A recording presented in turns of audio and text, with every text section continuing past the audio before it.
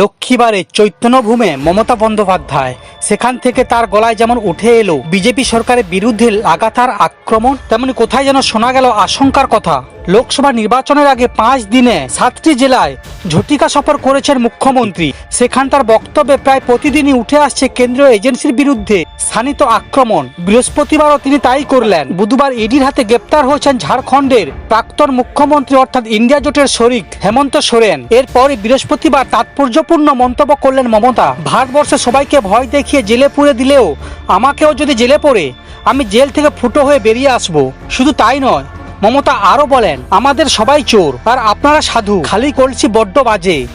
আজকে ক্ষমতায় আছে তাই সাথে এজেন্সি নিয়ে ঘুরছে, কাল ক্ষমতায় থাকবে না, সব উধাও হয়ে যাবে। এর জবাব দিতে দেরি করেনি বিজেপি। দিল্লিতে বিজেপির সাংসদ সুকান্ত মজুমদার বলেন, মনে হয় মমতা বন্দ্যোপাধ্যায় উচিত হবে চম্পাই ব্যানার্জিকে খোঁজার জন্য এখন থেকে শুরু করে দেওয়া, কারণ বাই চান্স যদি ওকে গ্রেপ্তার হতে হয় কাউকে তো মুখ্যমন্ত্রী বানাতে হবে। বিজেপি নেতাদের বসন্তের কোকিল বলে কটাক্ষ করে মুখ্যমন্ত্রী সাধারণের থেকে জানতে চান সব বিদায় নেবে। আপনি কাকে বাঁচবেন যে 365 দিন আপনাদের সাথে থাকে?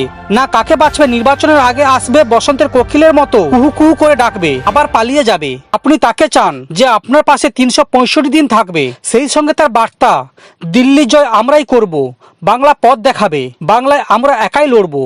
তার কারণ আমরা জোট চেয়েছিলাম, কংগ্রেস করেনি, সিপিএম কংগ্রেসে জোট হয়েছে বিজেপিকে সহায়তা করার জন্য। আমি সিপিএম করি না, আমি সিপিএম করি না, আমি বিজেপি করি না। সমস্ত খবর দেখতে এই চ্যানেলের সঙ্গে থাকুন। ধন্যবাদ।